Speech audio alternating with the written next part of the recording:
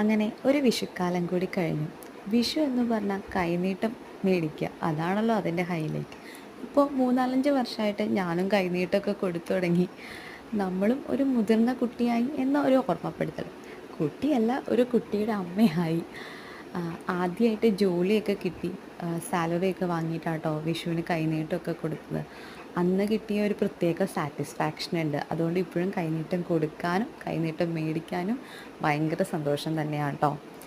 വിഷുവൊക്കെ ആകുമ്പോൾ അമ്മയാണ് കണി ഒരുക്കുന്നത് മെയിനായിട്ട്. നമ്മുടെ ജോലി എന്ന് പറഞ്ഞാൽ കണിക്കൊന്ന പോയി പറിച്ച് കൊണ്ടുവരിക. അപ്പം ഞാനും ചേച്ചിയും കൂടിയൊക്കെ മറ്റ് വീടുകളിലൊക്കെ പോയിട്ട് കണിക്കൊന്നയൊക്കെ പറിച്ച് കൊണ്ടുവരും. അമ്മയാണ് വിഷുവിൻ്റെ ഫുൾ കണി എടുക്കുന്നത്.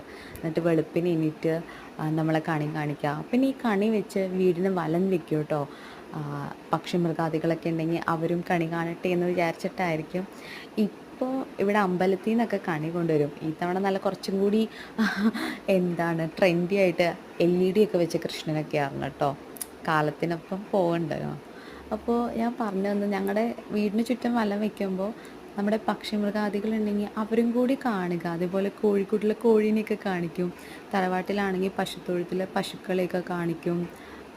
അതൊരു ഫൺ എലമെൻ്റ് എന്നതിലുപരി ഇവരൊക്കെ നമ്മുടെ കൂടെ തന്നെ ജീവിച്ചിരിക്കുന്നവരാണല്ലോ. അവരും അത് എൻജോയ് ചെയ്യട്ടെ എന്ന് വിചാരിച്ചിട്ട് തന്നെയാണ്. വളരെ നല്ല കാര്യം, നമ്മളെപ്പോലെ അവർക്കും നല്ലൊരു വർഷമാവട്ടെ എന്ന് തന്നെ വിചാരിച്ചിട്ടായിരിക്കും. പിന്നെ രാവിലെ എണീറ്റ് കുളിച്ച് സുന്ദരിമണികളായി അമ്പലത്തിൽ പോവുക, അവിടെ നിന്ന് കൈനീട്ടം മേടിക്കുക. അത് ഒരു രൂപയാണെങ്കിലും ആ രൂപയിലല്ല, നമുക്ക് കൈനീട്ടം കിട്ടുന്നുണ്ടോ, നമ്മൾ കൊടുക്കുന്നുണ്ടോ, അതിലാണ് വലിയ കാര്യം. അതുപോലെ തന്നെ എന്നും കാഷ്വൽ ഔട്ട്ഫിറ്റ്സിൽ ഇടുന്ന നമ്മൾ ഈ ഒരു പ്രത്യേക ദിവസങ്ങളിൽ സെറ്റ് മുണ്ടൊക്കെ കൊടുക്കുക. പിന്നെ എന്നും പേപ്പർ പ്ലേറ്റിൽ ഭക്ഷണം കഴിക്കുന്ന നമ്മൾ വാഴയിലയിൽ ചോറ് വിളമ്പി കഴിക്കുക. അതും ഒരുപാട് കൂട്ടം കറികളും പായസവും ഒന്നും വേണ്ട. 1, 2 കറികളും ഒരു ചെറിയ പായസമാണെങ്കിൽ അത് തന്നെ വലിയ കാര്യം. എല്ലാവരോടൊപ്പം സന്തോഷത്തോടുകൂടി ഇരുന്ന് കഴിക്കുന്നുണ്ടോ, അതിലാണ് ഏറ്റവും വലിയ കാര്യം.